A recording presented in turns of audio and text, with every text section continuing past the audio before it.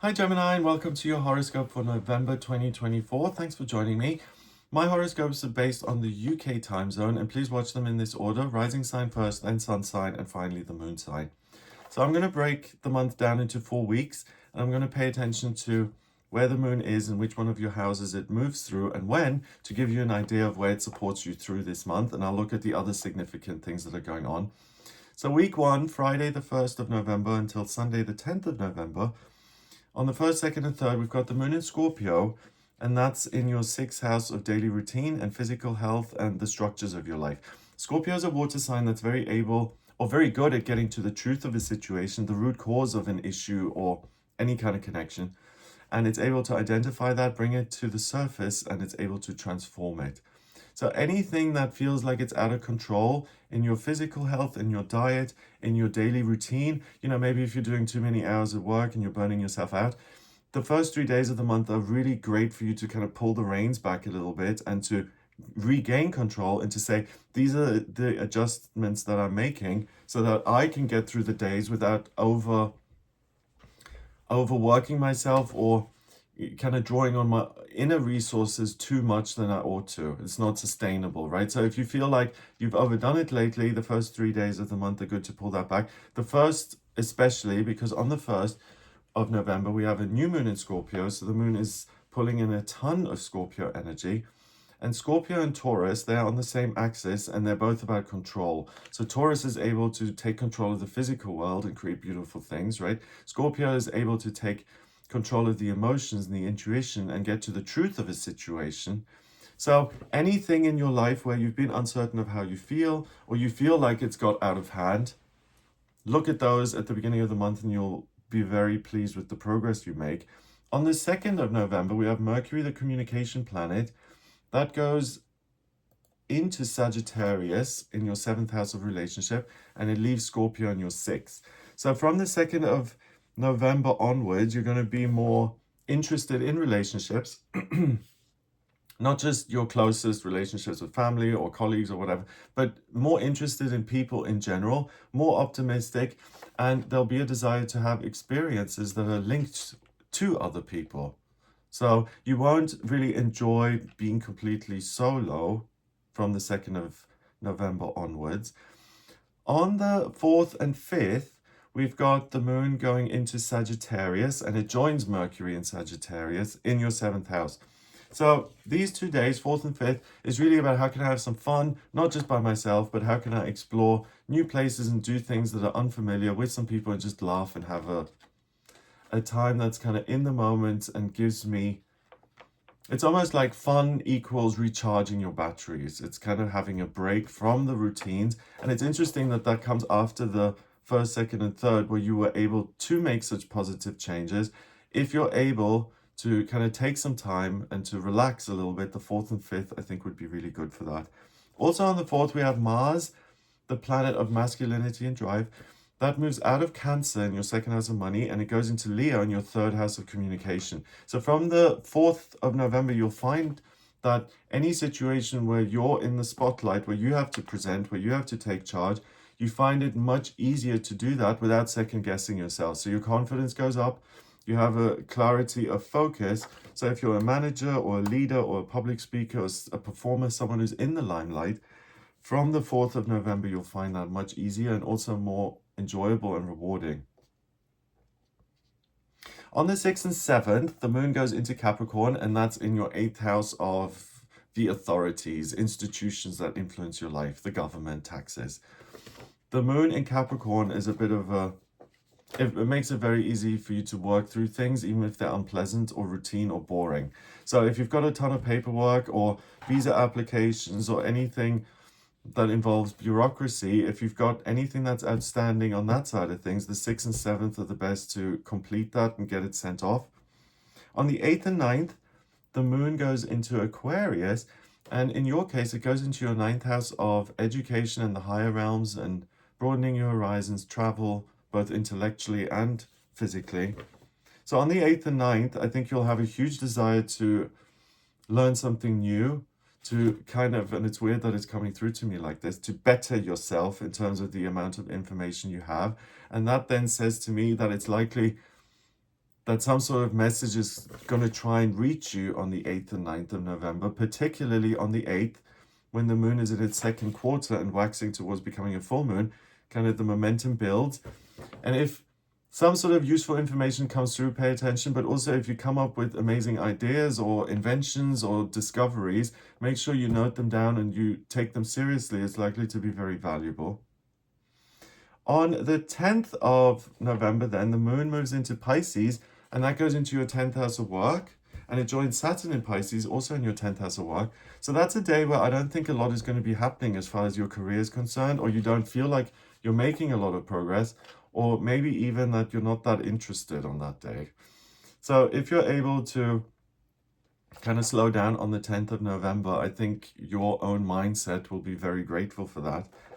So the moon in the first 10 days of November here, it goes from your 6th house all the way to your 10th house.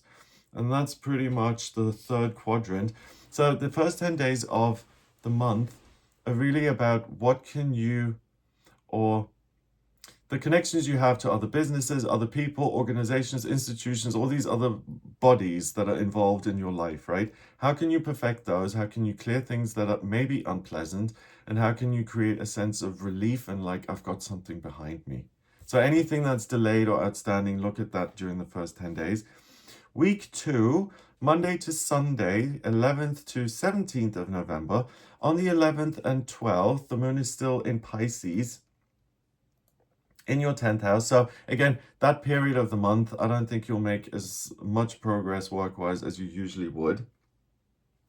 But the good news is on the 11th of November, Venus, the planet of beauty and creativity and love, that moves out of Sagittarius in your 7th and it goes into Capricorn in your 8th. So now, if you're a Gemini who's been thinking of building their own business, but I'm thinking more in terms of I want to start a company rather than being a sole trader, right? If you've wanted to create an institution of your own, something that has its own structures and its own life, from the 12th of November, it's going to be much easier for you to start something like that. From the 11th of November, when Venus goes into Capricorn in your 8th. Also, if you have a lot of dealings with these huge groups of people, you'll have the patience and the warmth and the generosity to really go through any of these processes. So if there's any legal things going on or tax stuff and it takes a while, you won't get frustrated with it, and you'll have the patience to see it through instead. On the 13th and 14th, the moon then goes into Aries and it goes into your 11th. And watch out on these 2 days for potential conflict with friends or colleagues, and try and see the other person's point of view. On the 15th and 16th, the moon goes into Taurus, and for you, Gemini, that happens in your 12th house of spirituality and spiritual strength. And on the 15th, we have a full moon in Taurus. Again, that happens in your 12th house. And it's not just a full moon, it's a super moon, so it has an even stronger influence. And it's really nice in your chart because the moon is in Taurus, Earth, right? A feminine element that's very receptive, sitting on top of Uranus, the miraculous, and anything is possible in Taurus. And it happens in this watery house, the 12th house. So I think you'll get another message, this time from the higher realms, saying, here you go, this is something that you could work with in earnest. So earlier in the month, there was ideas, right? And some message reaching you. Now it's another message coming through, but it comes in via your intuition or via your meditative, if I could speak, or spiritual practice that you do. Also on the 15th, Saturn, the planet of structure and security, that goes direct and it moves forward in your 10th house. So in terms of your career and the way things are progressing there, you'll find that goes a little bit easier now. There's less vagueness, and things that may have been delayed naturally speed up on their own. On the 17th, we've got the moon going into Gemini, and that's then, of course, in your first house of self. So the 17th, it stays there then, though, until the 18th. So the 17th and 18th of November, anything that requires you to really just be yourself, or where your charisma or your personality is involved, where you have to show up in order to make connections with other people, you're really supported in that. So if you you know, want to make a good impression with the in-laws, or if you want to do your first stand-up gig at a comedy store, or if you want to send the application to the university presenting yourself in all your glory so that they accept you, the 17th and 18th are the best time for that. Also on the 17th, we've got Uranus, the planet of the miraculous and unexpected, that opposes the sun, and it's the best day of the year to see Uranus at night. It's going to be the brightest it is the whole year. And Uranus, again, then, is in your 12th house of spirituality. So it's like, you know, the three wise men when they saw the star and it gave them a direction to move into? I think that's what it's going to be like for you, Gemini, that some sort of luminous presence appears in your life and it gives you a real sense of direction and focus. So again, you know, it's interesting that that's coupled with Saturn and Neptune in your 10th house, where there may be a lack of clarity in your work. The 17th particularly may be a flash of insight that's like, oh, it's not as confusing. I know where I'm going now. I know what I need to do. Let's do it. So the houses the moon covers in week 2, let's see, is it starts off in your 10th.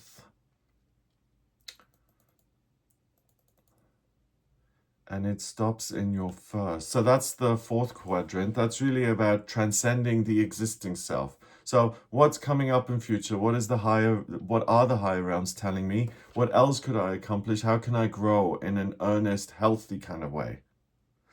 So week 2 is really about listening to, again, the useful messages that are coming through. And I think you're getting a lot of support here in November that's asking you to kind of perfect existing circumstances and to start wonderful new ones as well.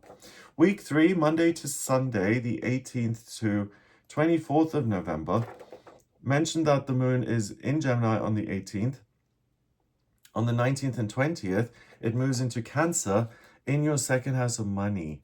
So you may find that you get some good news on the 19th or 20th around your income, your finances, that take some of the fear out of it. So, you know, if you've been in debt, or if you've had some bill looming and you've been in discussion about it, it's either that you don't have to pay as much as you anticipated, or you actually get a windfall which takes the pressure off. So look out for the 19th and 20th as the 2 best days as far as your money is concerned. On the 19th as well, we have Pluto, the planet of transformation and change, that goes into Aquarius. And it stays there until January 2044, so the next 20 years, right? And it moves into your 9th house of education and ideas in the higher realms. So if you're a Gemini who's a teacher or a professor or an expert in a particular field, or a writer or an ad copywriter or proofreader or anything that involves communication and transportation, you're now entering an era where the ideas flow much more freely and you find that things really open up. So again, if around the beginning of November, there's a sense of uncertainty in your work, don't sweat that too much. The kind of clouds roll out as the month moves on.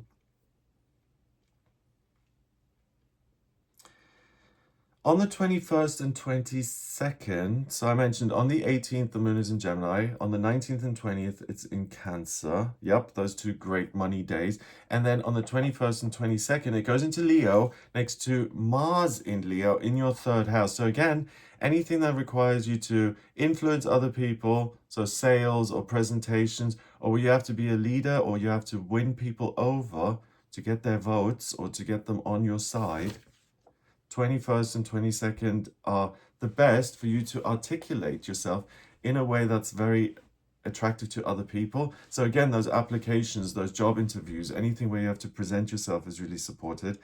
On the 21st as well, we have the sun going into Sagittarius and it moves into your 7th house of relationships. So again, who am I connecting with? What new people can I meet? What new ideas? There's a sense that I want life to be bigger than it has been. On the 22nd, the moon is in its 4th quarter and it's waning. So you may find that on the 22nd, you get the answer or you get the result of some sort of presentation you've done in the last few days before that. You may find that that comes to a conclusion and you hear feedback or you get the result. On the 23rd and 24th, the moon goes into Virgo and that's in your 4th house of family. So that's a really good time to enjoy good family relationships, and even to get back on the same page, to detox any negativity, to, have a debrief discussion around some sort of argument, but to get back into a good spot, solid, where you feel safe and like everything is right in the world as far as your closest relationships are concerned. So in this third week, the moon goes through your first quadrants, houses 1, 2, and 3, and even the fourth house. So the first quadrant is really about you, how you see yourself and the value you have, how you express that, and how you benefit as a result. The scales of what you're contributing and what you're getting back. So if there's a sense of imbalance there, you can sort that out in the third week. And by the end of the third week, you can really get other people's feedback on what you've been doing and adjusting and tweaking and what they maybe think of it, especially people who've known you for a long time, like family members, right? Week 4, Monday to Saturday, the 25th to 30th of November. On the 25th, the moon is still in Virgo, so still good for family stuff. On the 25th as well, we've got Mercury, the communication planet, going retrograde until the 15th of December. So, like most Mercury retrogrades, communication and transportation becomes more stifled and more challenging. And it's in your 7th house of relationships. So from the 25th onwards, just make sure there are no misunderstandings and use that time with the moon being in Virgo to get squared with people, like to get everything clear before the moon, before Mercury retrogrades, so that you avoid any of those miscommunications by going into this period crystal clear as day. Okay, then on the 26th and 27th, the moon goes into Libra, and that's fabulous for you as far as romantic relationships are concerned. But I think, again, because you're not so willing to open up to new people now, it's really good for existing relationships. And if you and your partner want to take a few days, the 26th, 27th is ideal for that. And then at the end of the month, on the 28th, 29th, and 30th, the moon is in Scorpio again, in your 6th house. So anything that you want to adapt again, physical health, daily routine, how do I feel? It's really about coming back to self and saying, okay, now we've been off doing this. Where are we now in the daily routine? Am I doing too much, too little? Am I being healthy, unhealthy? How's this going to look in the long run? And if there's still something that's out of whack there, you're able to say, okay, like for instance, again with the sleep thing keeps coming up, maybe I should get more sleep and I'm going to start putting that in place from now on. So it's you setting yourself up kind of for winter and saying everything is in balance and as it should be, so that I avoid any potential delays or miscommunications and I'm prepared for it. So in this final week, the moon goes through the third quadrant then, and that's not the second quadrant, which is houses 4, 5, and 6. So the end of the month for you is, what is it that I love and what makes me feel like I'm home and safe, and how can I balance things out to ensure that stays the same? So Gemini, it's a really wonderful month for you to receive a lot of help via messages, both external and internal, and really getting to a place of contentment and ease where you've really squirreled away things and prepared for the coming months, and you're going into the future in a really solid kind of prepared kind of way. So if you're a Gemini who really likes to know exactly where they're at and everything is scheduled and organized, you'll have no problems here. I hope that gives you an idea of what you'll be working with in November. If you'd like a personal reading with me, please get in touch via the website, gregoryscott.com. To draw up your birth charts, I need your place of birth, date of birth, and time of birth. If you don't have the time of birth, then order a chart rectification, please. That's a process where I work it out for you. If you like this video, give it a thumbs up, please, so it shows up in searches. Subscribe for more videos, and please share it if you think someone else may be interested in this information. It helps the channel grow. Have a wonderful month, and I'll speak to you soon. All the best.